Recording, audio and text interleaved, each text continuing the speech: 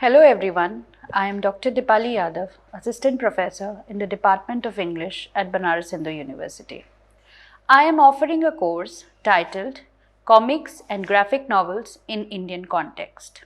Now we continue with the second half of the lecture as this text required a very detailed study.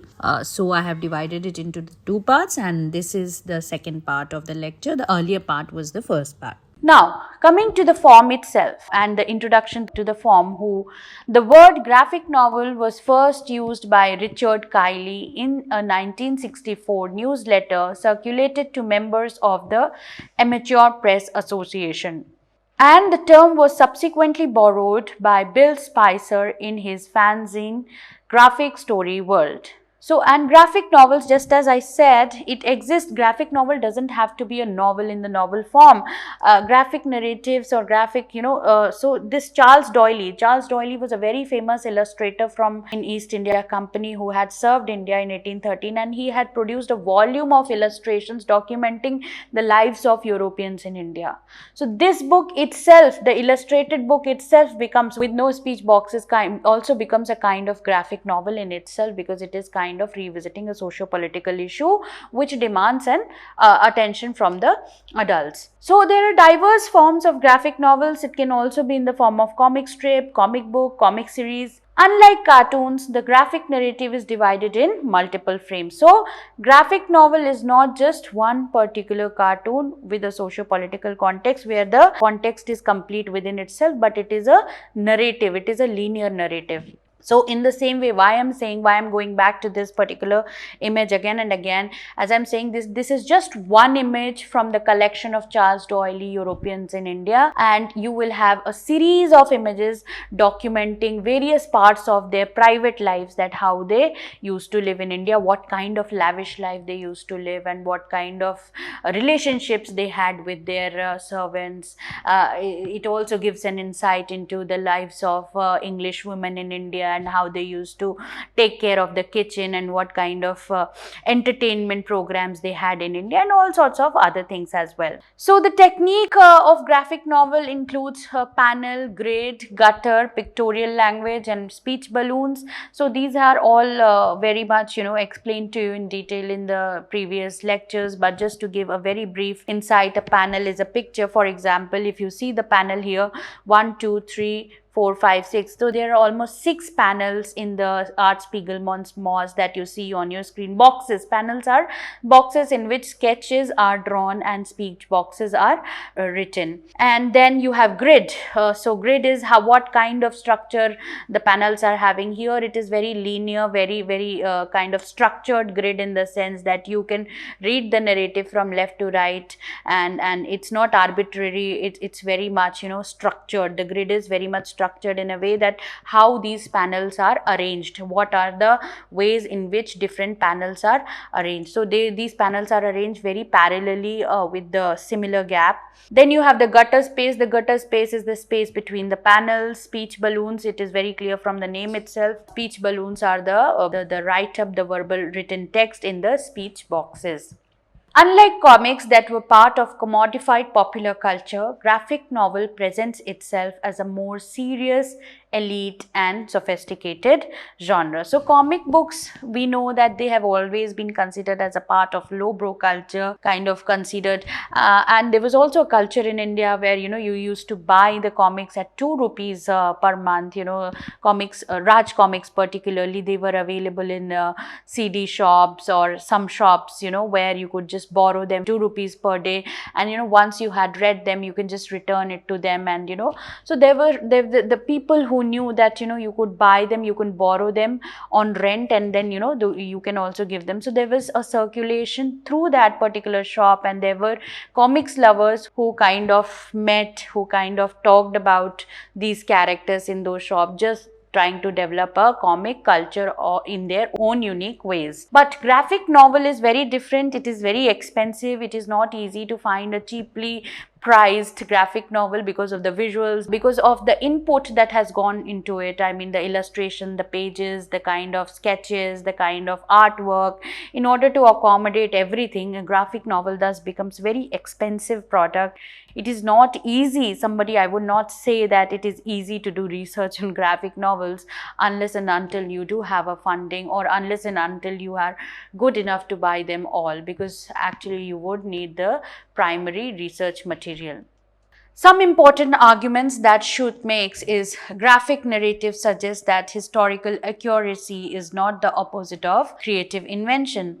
The problematics of what we consider fact and fiction are made apparent by the role of drawing. So one of the allegations that a graphic novel is always subjected to is that because while telling real-time issues, real-life issues, or which are very much grave in matter, for example, in India, we have graphic novels on Nirbhaya's rape case, which is titled as, I'm forgetting the name right now, but it is there, it is Shakti, yeah, something like, but I'm forgetting the name right now, but we have it in the course, which we'll do it later on. So Priya Shakti is the name of the novel. So you have graphic novels which are focusing on very sensitive, very poignant issues, which have drawn reactions of people from all over the country. And when you are drawing a graphic novel, when you are making a graphic novel on something like, the rape issue of Nirbhaya, so I mean, how creative can you be in representing it? Because this is an event which has happened factually and it has triggered the entire nation. So will the creative freedom that an artist takes is going to hamper the historical reality, the existing reality, the lived reality which has happened? So there is always a debate between that, a graphic novel may or may not tend to deviate from the real life narratives by taking the creative liberty, and this is one of the facets which also makes the form different and illustrate history, or illustrate the reality, or illustrate the socio-political issue in concern in a very diverse and different manner, which is very different from other modes of narration. Comics contain double vision in their structural hybridity. They are double but non-synthesized narratives of words and images. In one frame of the comics, the images and the words may mean differently, and thus the work sends out double-coded narrative or semantics. So in comics or in graphic novels, where I'm here, Hilary Chute, when she says comics, in this particular slide, she is using comics and graphic novels interchangeably to refer to the form rather than to the content which is being presented here. So she says that either in comics or in graphic novels, your vision is doubly running. One, you see the visuals. Once you open the page of a graphic novel, you see the visuals, you gloss over the visuals, and it is again, after having a look at the visuals, if one wants to, then one goes to the speech bubble. So this is the second kind of reading, second reading that one is doing of the very one page, of that very page. So there is a double reading that is happening, one on the level of, analyzing visuals, reading visuals, and the second reading happens on the level of reading words. A comics or a graphic novel page, unlike film or traditional prose narrative, can hold this contradictory flow in tension. As narrative development is delayed, retracted, or rendered recursive by the depth and volume of graphic texture. So she says that, a comics page, unlike a traditional prose narrative, unlike a novel page, can hold contradictory flow in tension. The prose or the literary novels tend to unfold the narrative page by page, page by page, page by page, but or line by line. You as you are reading, as the narration proceeds, you kind of unfold the journey. Now what is happening, the next thing, the very next thing. But this may not be so in the graphic novel case, because as narrative development is delayed, retracted, and rendered recursive by the depth and volume of graphic texture.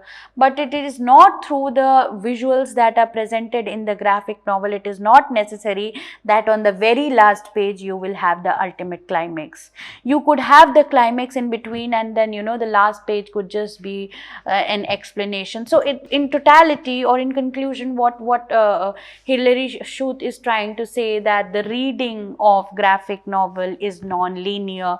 You should not expect that, the structure flows from page by page or line by line or, from left to right, but it is the totality of the form in itself that produces the meaning. So the climax may not be there at the end, but climax may sometimes come in the middle, but in the last pages it can just be an extension of what has already been told in the climax.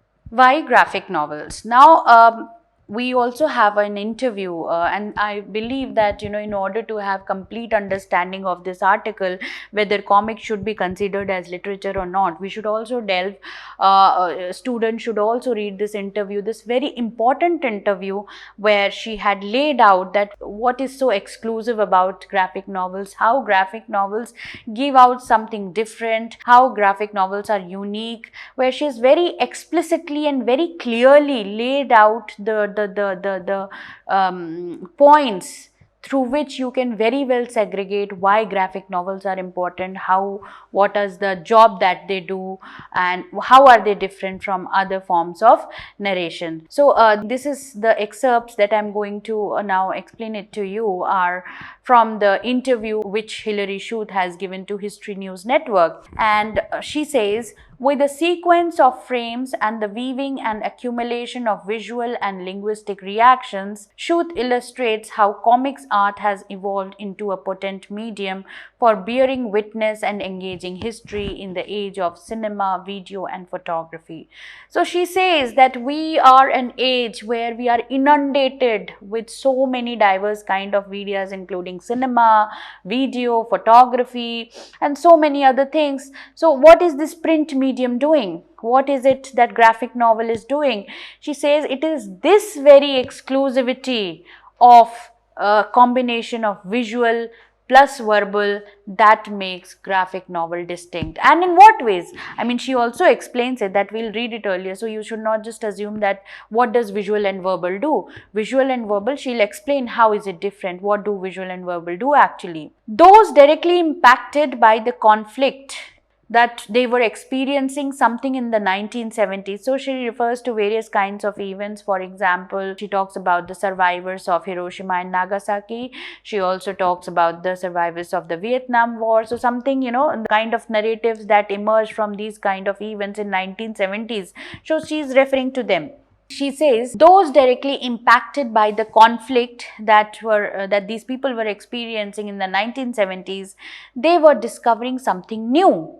And in this case, more traditional ways to express the violence that had wreaked havoc on their families, and these graphic forms started working. So she says that one of the reasons why such graphic novels that are based on socio-political issues, that are based on revisiting history, that are based on the burning topics of the contemporary world, for example, climate issues, for example, rape cases, why are they very prominent?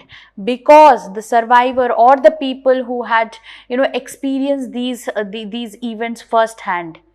It is the after effect. Their story does not end with the facing of these events. Their experience do not end with the facing of these events in their life, these incidents in their life. But it is also the after effects of these events that go on to add to that experience of their lived reality that had just happened to them. For example, somebody who had been a survivor from Hiroshima and Nagasaki, for example, the rape survivors in India, the girls who are rape survivors in India. So it is not just the incident of rape where their experience ends. It is also how they are treated after their rape in the society, in the family, among their friends. What is their lived reality even after that incident also goes on to add to the narrative.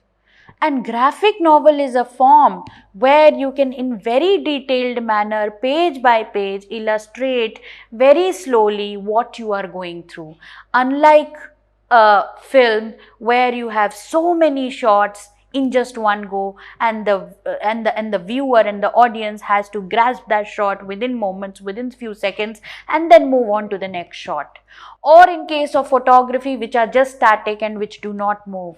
Graphic novel, because of their print medium, give you that space, give you that time to absorb the reality, to that is unfolding day by day, so that you can actually understand the totality of the experiences that these people have faced. People fight and frequently succeed in creating new forms of expression to adapt to devastation of history after widespread bloodshed. Images that are handmade rather than shot. Now, this is very important. This is actually the core why graphic novels are important. Images that are handmade rather than shot with a camera don't give the same sensation to access to reality. They exhibit far greater self-awareness and self-reflection. Their subjectivity is surface level. The self-awareness about what and how we access history is great, in my opinion. This self-awareness about what and how we access history. So, because this is an unfolding process, this is an ongoing process, it does not just end. Although it is a different way of expressing things, it does not imply a lack of commitment to accuracy. It is also shared by cartoonists of today. Now, superheroes, she says that now she comes to the content. What is it after the form, that how did graphic novels emerge? She comes that how the content of the graphic novels are shaped. So, she goes back to the silver age of comics that we had discussed in our previous classes when we were discussing advent of comics in India.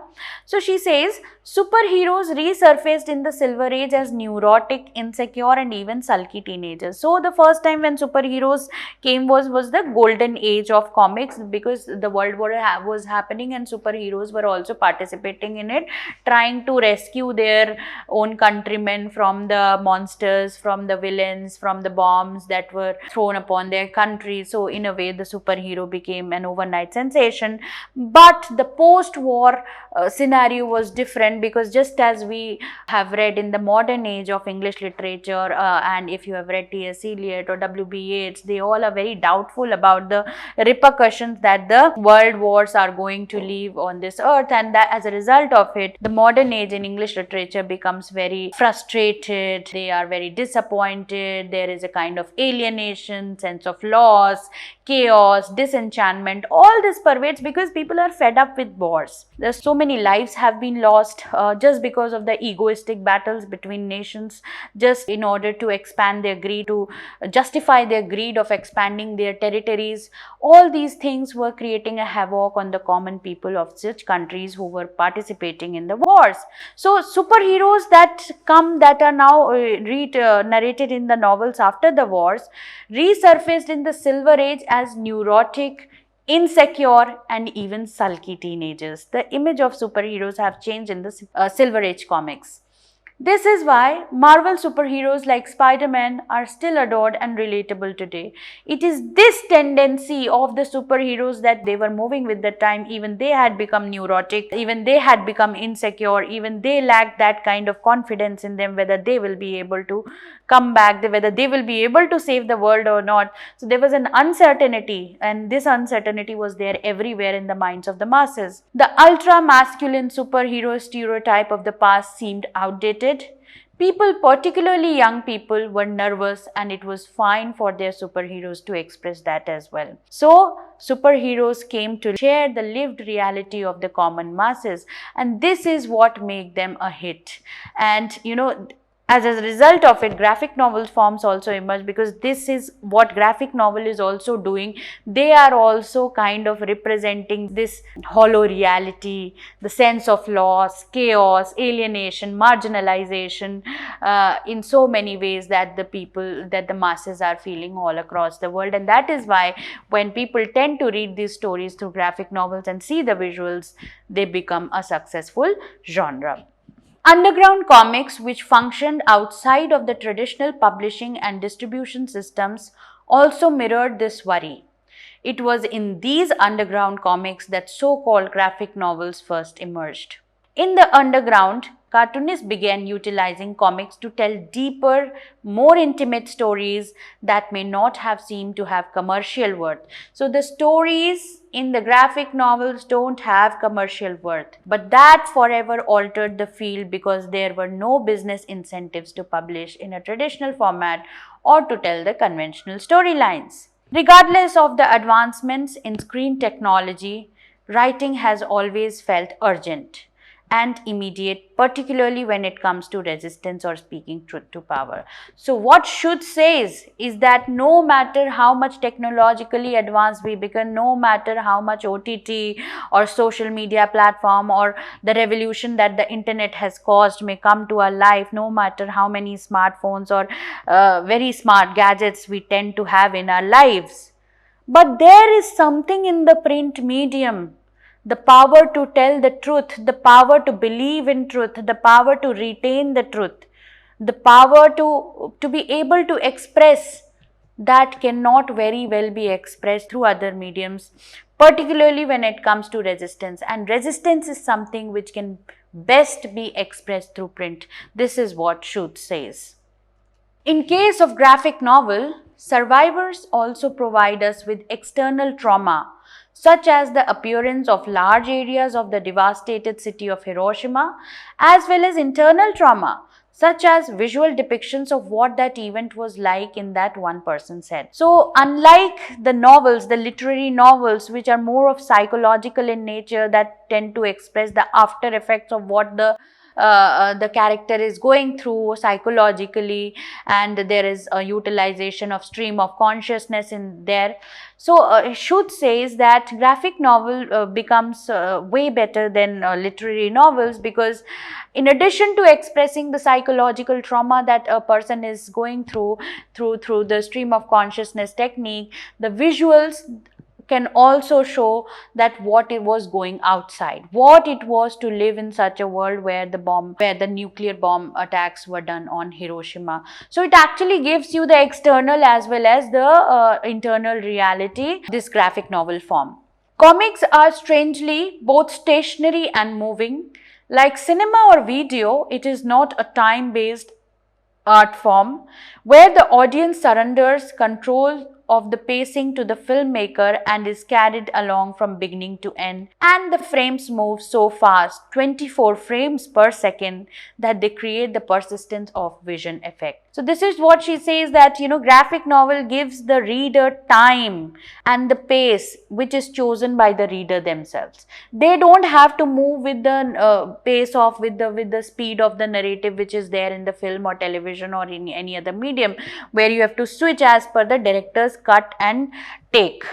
But here the cut and take are taken by the reader, the viewer themselves, because it is they who decide when they are so heavy in their heart that they want to pause and reflect and think, that they want to close the book. And it is completely at their disposal when they want to open the book and read what happened later.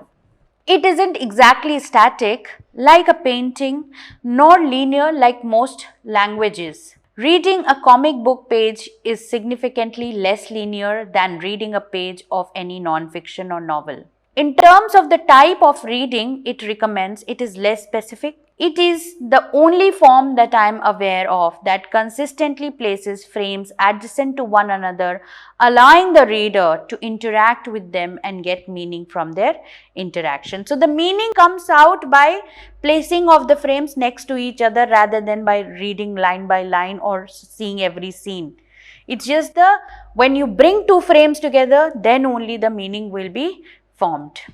How contemporary comics are also coming close to graphic novels. How comics are also trying to now experiment in their genre, because as we saw it in our last week's lecture, that in India and also because graphic novels are much on the rise, how comics are also experimenting in their form, taking clue from graphic novels and trying to establish a separate set of market for themselves, where they can become more popular, where they can increase their sales and they have the better outreach among their readers.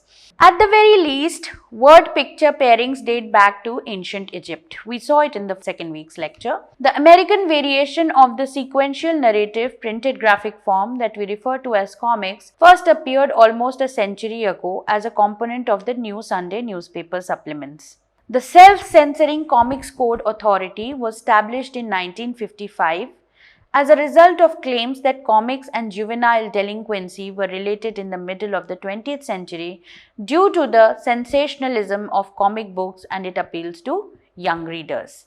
Comics are a part of high culture today, although they have been hailed more as literature than art since 1992. So when I'm saying this, just keep this in mind. Comics does not mean the comic book of superheroes, but as I said earlier, that Hilary Chute is using comics and graphic novels interchangeably because of its form of narrating visuals with verbal. So when she says comics are a part of high culture today, so you should not assume comics, but yeah, she's referring to the graphic novels. When Art Spiegelman's Moss received a Pulitzer Prize special citation for letters, particularly in the form of larger graphic novels. In the comics of today, instead of using panels or speech bubbles, artists use a combination of all caps text and figurative art, which is different from erstwhile form. So she's saying that in the new comics of today, it's not very commonly used or very traditionally used speech bubbles and panels, but the artwork in the comics is also kind of being replicated from the graphic novel artists, where the text is in the all caps, there are no panels, full page drawings are there. So the traditional form of what comics look like is also kind of re-experimenting, shuffling and shifting in order to reinvent themselves, and is now coming close to the graphic novel form itself.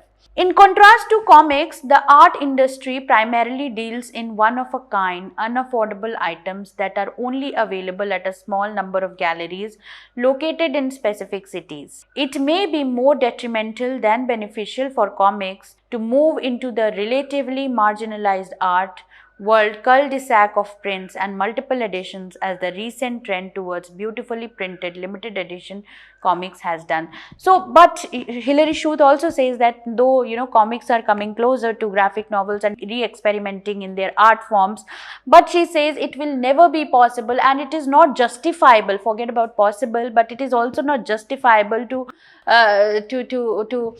make comics as a book, as a commodity, as a product which actually talks about artworks, very very pleasing artworks only, because then it would be proper to keep comics in the art galleries. Comics should actually retain their lowbrow element, so that they are sold, and so that they continue to entertain and amuse and kind of trigger an interest in their readers, rather than making it something which is very near to graphic novels, because graphic novel have a very limited set of readers, people who are interested in it, but comics have a broader audience. So in their attempt to experiment with their artwork, comics should not go to an extent that it is just the very exclusive, unique and very aesthetic imagery and visuals that are only there in the comics pages, rather than what they're famous for is actually trying to narrate a story, trying to bring the verbal and visual together in order to interest children. Now, some of the famous graphic novels, as I said, I also took name, was Joe Sacco's Palestine, and these are the novels, graphic novels, which a student who is doing a course in comics and graphic novels should actually study. Marjani Satrapi's Persepolis, The Story of a Childhood, Art Spiegelman's Moss. So there are two versions of Moss, part 1 and part 2, Vishwajyoti Ghosh's This Side and That Side, Sri Vidya Natarajan and Anand's Bhimayana. Then we have Parasmita Singh's The Hotel at the End of the World, Amrita Patil's Curry. So most of the Indian graphic novels that are mentioned here, we will be doing in the upcoming weeks. They are all covered in the upcoming weeks. But as far as international graphic novels are concerned, being a student, being somebody who's interested in studying this form, the top 3 graphic novels are very indispensable for a student who is doing this course for their study. So this was a very brief introduction to graphic novels, which I have tried to wrap up in this hour. And I hope that from here on we will move to, from general to particular, is to Indian graphic novels. Thank you.